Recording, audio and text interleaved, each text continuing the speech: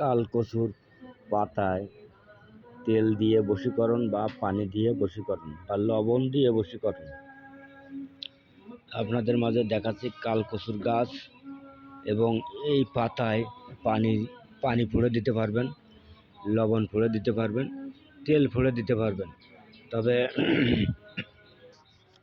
এই কালকচু শিবের মাহাত্ম্য, এবং এতে যদি কোনো সময় এই তিনটে জিনিস আপনারা করেন তা কখনো কাজে মিস হবেন না।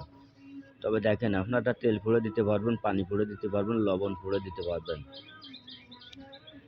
এবং আপনারা এই কাজ দিয়ে আপনারা এই তিনটে কাজ দিয়ে গ্যারান্টি সহকারে কাজ করে দিতে পারবেন মানুষের। আর যদি পারেন নিজের কাজ নিজেই করবেন, তাতে কোনো সন্দেহ নাই। তবে দেখেন, আমি এই জায়গায় আসছি জঙ্গলের ভিতরে, এবং এখানে বহু গাছগাছালি আছে, সব কিছু আছে। দেখেন, আপনাদের মাঝে আমি দেখাচ্ছি। তবে এই দেখেন, তবে বিদ্যাটা আপনারা দ্রুত মুখস্থ করবেন, যে যখনই তেল পড়বেন তখন বলবেন, তেল তেল তেল পড়িলাম সূর্যদেবের পায়, অমুকের সাথে অমুকের জন্য মিল হয়ে যায়, কার আজ্ঞে কামরূপ কামাক্ষার আজ্ঞে, কার আজ্ঞে সূর্যদেবের আজ্ঞে, দোহাই গুরু রেয়াদের।